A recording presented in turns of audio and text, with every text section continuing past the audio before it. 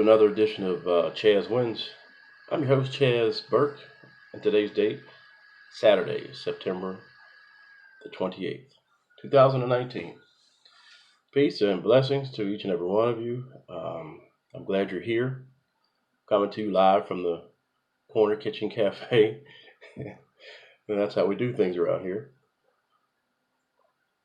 I just wanted to say hello to all my friends, new and old, and I'm glad that you continue to keep supporting. So I'm going to be a little brief today, but it's a subject that I went to bed and I had to mill this topic over quite a bit. So I gave it a lot of thought, and I woke up this morning with it fresh on my brain. So as of October the 1st, 2019, the Veterans Administration will no longer allow smoking on this property. Now, all federal buildings you're not allowed to smoke, so that's no problem. But every veteran facility, the hospitals, nursing homes, and they all have smoking shacks, smoking section where veterans and employees can go and smoke.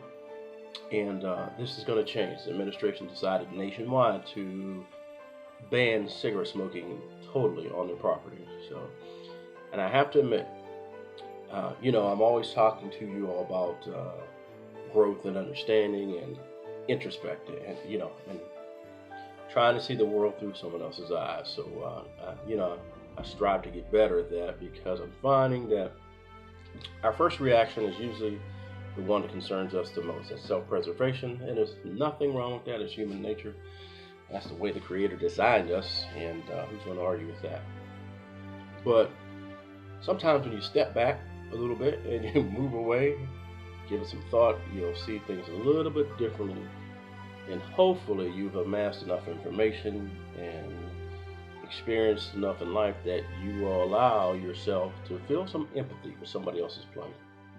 Now again, I'm not a smoker, never have, never touched them. So I understand the plight of hospitals and things like that trying to get people to quit smoking. It's just not healthy for you. A lot of things aren't healthy for you, but smoking, I don't think anyone can argue, smoking kills people. Now, as far as veterans and our military servicemen and women, I take a little different stance. I'm a veteran myself, and I understand a few things about that. At first, I was just thinking, hey, it's better for you. You're going to be better off if you quit smoking, and you'll add years to your life, as they say. It's probably true. And this rule just came down this year. It was just decided on whoever the Veterans Administration, and people decided, hey, we're going to ban cigarettes. So, again, as a non-smoker, figured, well, it's probably making everybody's life better. But as I sat and thought about it last night and woke up this morning, I had to start thinking about what were the total implications of this new change for these veterans. Now, some of them, and employees. And I figured employees could just, go take a break, go smoke in the car, but you can't do that. But beyond that, I thought about the veterans who are paralyzed and wheelchair bound, or have to be confined to their beds or their rooms.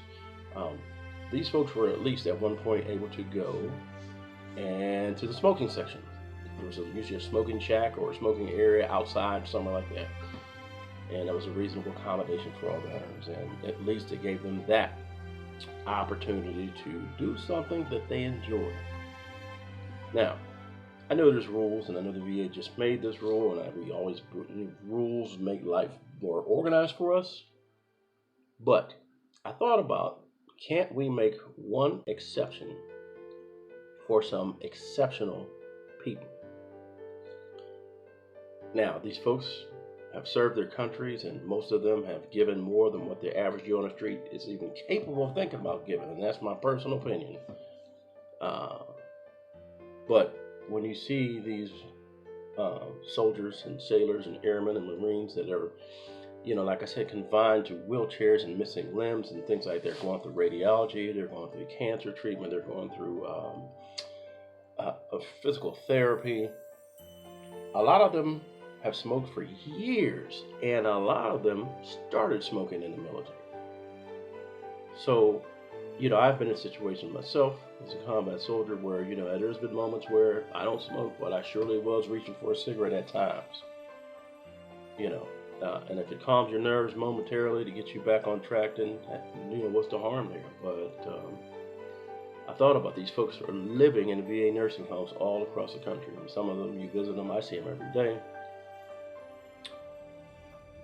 That's their home. That is their place of refuge. That's where they have to be after they've just put forth a tremendous effort and sacrifice just about everything. Of course, the ones who don't return home are the ones who sacrifice everything. But these veterans that that are here now in VA nursing homes and hospitals for rehabilitation and things like that, I believe they've earned the right, and I feel like they've earned the right to continue to smoke. And if we are a nation of laws and understanding and things like that, we need to understand that this law unfairly targets these men and women who are heroes by all accounts. It kind of puts a cloud over their freedom. It kind of hinders them. It restricts them. It inhibits their ability to continue to be great, because this is a choice that they made to serve their country, and now, like I said, they're in a situation where they're in need of medical help, permanent medical help, and they don't have a lot of options. They can't run up to their car. They can't drive away to somewhere else. They can't go and they just can't pick up and move. So you ought to sit and listen to some of these veterans and go visit them and talk to them about these amazing stories. And they're very encouraging. But we talk about not so much themselves, but just what they've done and who they've done it with and where they've been and things like that. So it is certainly an opportunity to gain some real history. I met a veteran a couple of months ago, World War II veteran. He's 106 years old, still standing upright, still cracking jokes. And what else do I have to say about that? 106 years old, still going. And if that man wants to smoke a cigarette, who am I and who are you? Who is anybody else? Tell that man he can't enjoy a cigarette. And these folks are looking at their last days on this planet, some of them, and are doing with dignity. They're smiling. They are finding the courage to keep on living and finding something to live for. And a lot of times, that smoke break is the thing that keeps them going. So I truly get the fact that the VA Health Administration is trying to make healthy changes, but I think that decision should be left up to the veterans who fought and sacrificed sometimes everything. I think that decision should be left to them to decide what's best for them in that case.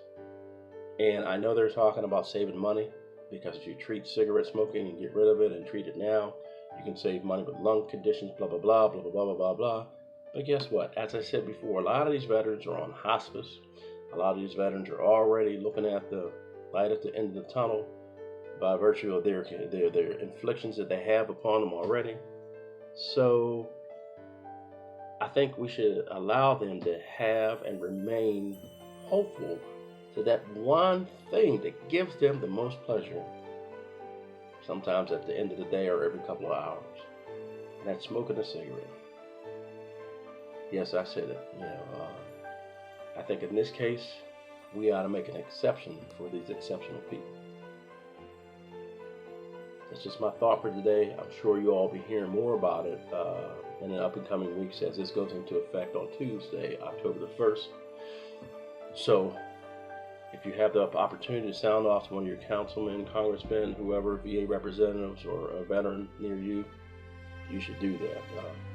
If you ever want to find out about yourself, go visit a VA nursing home and sit and talk to some of these heroes, and it'll change your life. It's very humbling. So, and I encourage everyone to do that. Go visit these folks. For some of them don't have any visitors sometimes. So, I just wanted to share some different thinking for you, and you'll have a paradigm shift. I'm certain you will change the way you view certain things, and a little bit more humility in your life can never be a bad thing. So, as always, if you want to reach out and email me, ChazWins38, ChazZWins38 @gmail.com, or hashtag ChazWins across all social media.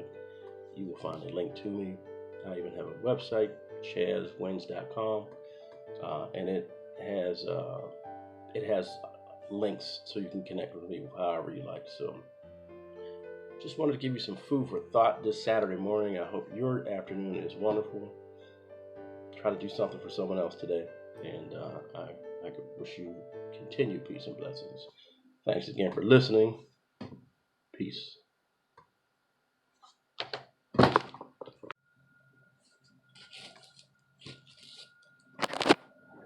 And I want you to be my queen.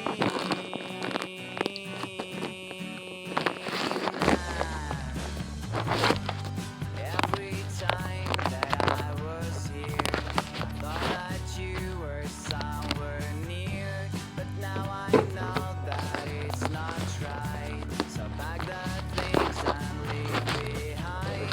Unless you did last summer night. Let's go to a place where comes the light.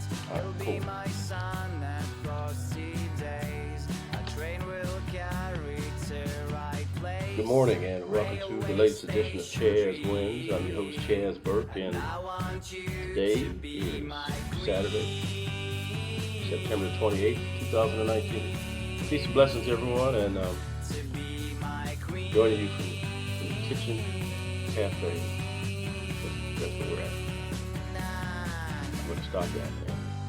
Fire and kisses on your neck.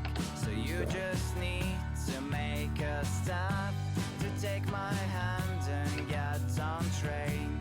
My dreams come true, so won't you stay?